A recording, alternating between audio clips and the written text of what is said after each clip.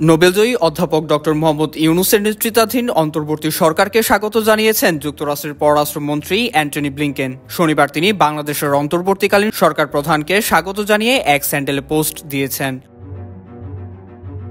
যুক্তরাষ্ট্রের পররাষ্ট্রমন্ত্রী বলেন, ডক্টর মোহাম্মদ ইউনূসকে প্রধান উপদেষ্টা করে গঠন করা বাংলাদেশের অন্তর্বর্তী সরকারকে স্বাগত জানাই। সবাইকে শান্ত ও সংযত থাকতে ডক্টর ইউনূস যে আহ্বান জানিয়েছেন সেটাই যুক্তরাষ্ট্রের সমর্থন রয়েছে। সেই সঙ্গে বাংলাদেশের মানুষের গণতান্ত্রিক ও সমৃদ্ধ ভবিষ্যৎ গড়ার প্রচেষ্টায় একসঙ্গে কাজ করার বিষয়ে যুক্তরাষ্ট্র প্রতিশ্রুতিবদ্ধ।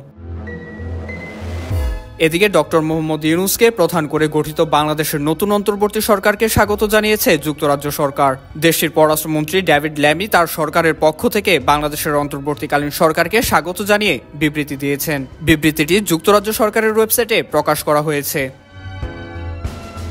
স্বাগত জানিয়ে ডেভিড ল্যামি বলেছেন, ডক্টর মোহাম্মদ ইউনূসকে প্রধান উপদেষ্টা করে গঠিত বাংলাদেশের অন্তর্বর্তীকালীন সরকারকে যুক্তরাজ্য স্বাগত জানায়। বাংলাদেশের জনগণের স্বার্থে দেশটিতে আইনশৃঙ্খলা ফিরিয়ে আনার কাজে অন্তর্বর্তীকালীন সরকারের উপর যুক্তরাজ্যের পূর্ণ সমর্থন রয়েছে। জবাবদিহি ও একটি অন্তর্ভুক্তিমূলক গণতান্ত্রিক ভবিষ্যতের দিকে শান্তিপূর্ণ যাত্রা বাংলাদেশের জনগণের প্রাপ্য বলেও মনে করেন তিনি।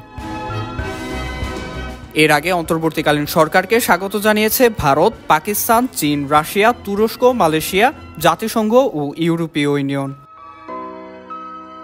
IVTV USA, new York.